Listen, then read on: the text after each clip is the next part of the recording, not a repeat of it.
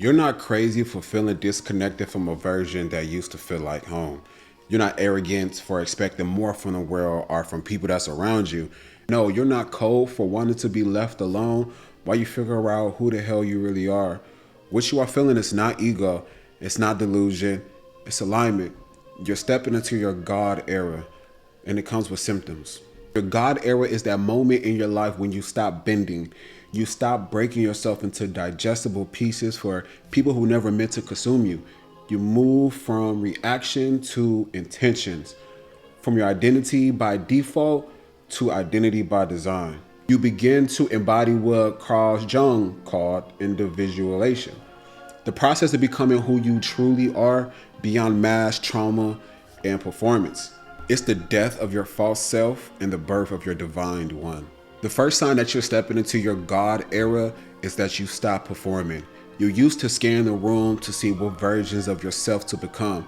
Now you walk in and you let the room adjust to you. You're not difficult, you're defined.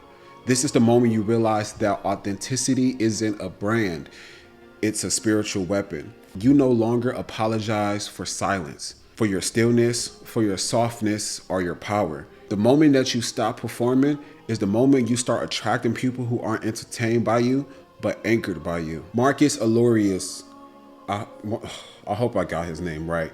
He once said, waste no more time arguing what a good man should be. Become that. And that's what you are now. You're becoming. You know who really understood this on a deep level? Eric Fromm. He said something that changed me. The task we must set for ourselves is not to feel secure, but to be able to tolerate insecurities. Because here's the thing, when you stop performing, at first, you feel lost. You're like, who am I if I'm not the version they applaud? This is where Socrates' extralism kicks in.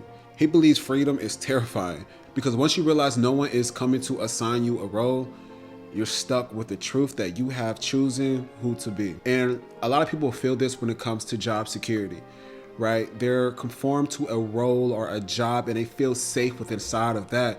But when it comes to them pursuing their own endeavors or their careers or their passions, they feel a little bit lost. But honestly, you're exactly where you need to be. Your God era isn't always glamorous at first. It's raw, it's confronting.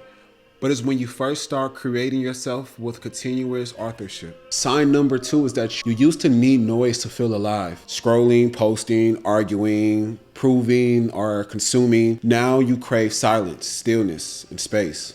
But why? It's because your nervous system is recalibrating. You're learning to regulate without chaos.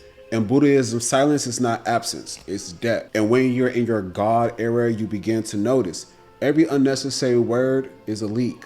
Every useless debate is a drain, and every forced connection is a crack in your energetic foundation. You don't become more spiritual by saying more, you become more magnetic by needing less. Simone Weil, this French mystic, once said something that really stuck with me. Attention is the rarest and purest form of generosity. Think about that. Not love, not effort, attention. When you crave silence in your God era, it's not because you're antisocial. It's because you're becoming precious about what you give your attention to. You start to realize scrolling is not natural. Every distraction is a theft of your presence. So you stop being everywhere and you start doing here, fully and deliberately. Now this part is a little bit hard to explain to those who never experienced ego death. You feel off, disconnected. You wake up heavy, but not because life is bad, but because you're mourning the death of the version of you that once kept you safe. But here's what mystics knew. Before every ascension, there is death. Before resurrection, there's a loss. What you're feeling is sacred grief. You're saying goodbye to your mask, your performative confidence, your people pleasing. You're not bitter, you're not angry, you're just letting go. Rumi said it best. Try not to resist changes that come your way. Instead, let life live through you. This is your shed, your undoing, your blooming. I remember the moment that it hit me, that I wasn't sad over the people that I lost. I was grieving over the version of me that existed in their world. I wasn't mourning them.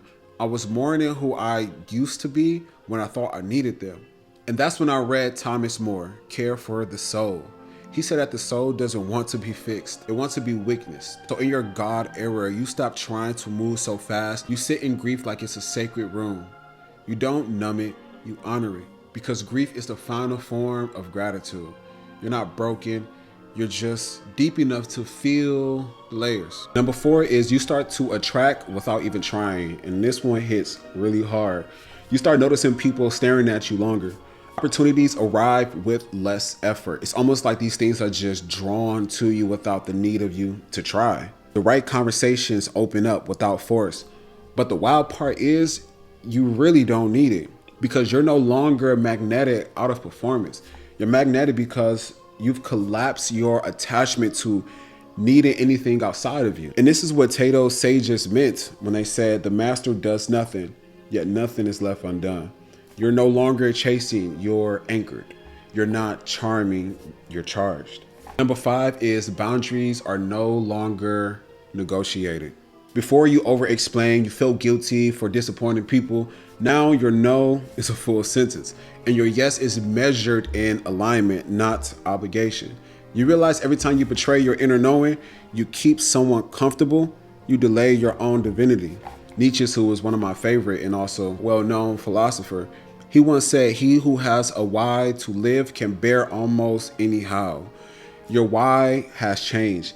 And because of that, your boundaries are no longer defense, they're devotional. You're not protecting yourself from the world, you're protecting the world from misusing you. And this part is where things get a little bit more subtle. You start dressing with more intentions, not to impress, but to express. You cook with love, light candles for yourself. Your space becomes sacred. Your time is untouchable. You stop living on accident and you start curating. Every detail becomes a declaration of who I am. This is the world I am building, and this is the energy that I embody. It's what mystic philosopher James Hillman meant by soul making, living in a way that nourishes your spirit with beauty, rituals, and presence. Let me say this clearly. When you step into your God era, you don't just live, you compose your life like a sacred artwork. Hilma Elf Clint, one of the first spiritual abstract painters, said she didn't paint alone, she painted with divine instructions. That's how this feels. You cook like it's a ritual. You style yourself like you're in dialogue with the future. James Baldwin once said, the precise role of the artist is to make the world more human. So when you start living with aesthetic discipline, with spiritual texture, you're not just becoming an artist, you're becoming a god in your own narrative, a creator, not a consumer. You're no longer surviving, you're sculpting. The clearest sign that you are in your God era is that you stop asking for proof.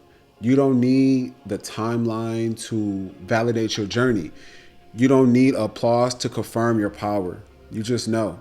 You don't preach it, you practice it. You walk through the world like it's your altar. You breathe like your lungs are on a loan from the divine. You touch people's lives without even meaning to. And even if they don't know how to describe it, they feel it. Every culture has myths of beings who died and came back changed. Hermes descended into the underworld. Osiris being reborn into divine kingship. And Anna descending and returning crowned in new light. You're living that now. Your God era isn't some trendy phase. It's a rite of passage. It's when you descend into solitude, silence, and shedding, and come back rooted. Your frequency is higher. Your silence is heavier. Your presence is outerworldly.